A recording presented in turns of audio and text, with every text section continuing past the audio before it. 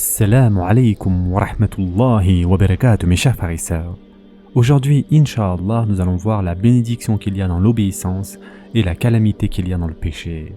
Mes chers frères et sœurs en islam, lorsque le serviteur se cause du tort, il est injuste et subit l'injustice. Et au contraire, lorsqu'il est équitable, il pratique la justice et en tire profit.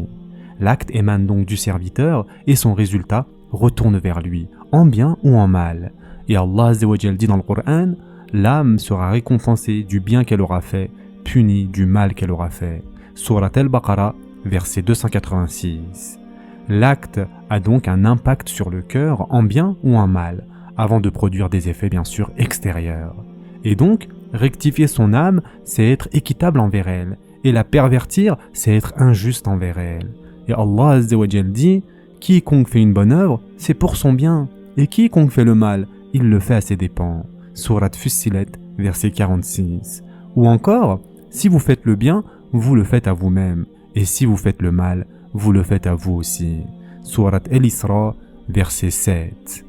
Mes chers frères et sœurs en islam, un des compagnons a dit « La bonne action engendre une lumière dans le cœur, une force du cœur, un éclat sur le visage, une multiplication des biens et un amour dans le cœur des hommes.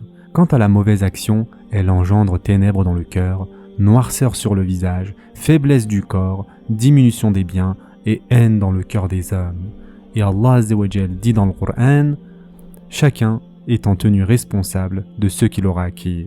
Surat At-Tur, verset 21. Ou encore, toute âme est l'otage de ce qu'elle a acquis. Surat Al-Muddathir, verset 38.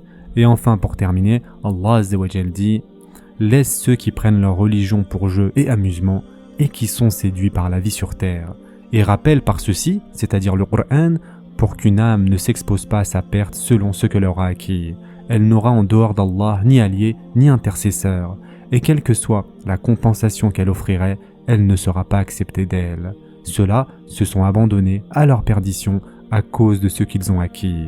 Surat An'am, verset 70. C'est-à-dire que l'âme est liée, stoppée, faite prisonnière de la même manière que l'on dit d'un homme qui guérit de sa maladie, il a équilibré sa constitution physique, car la maladie n'est qu'un dérèglement de cet équilibre-là. Sachant également qu'il n'est pas possible d'atteindre l'équilibre parfait sans aucun mélange, mais chacun doit faire donc ce qu'il peut.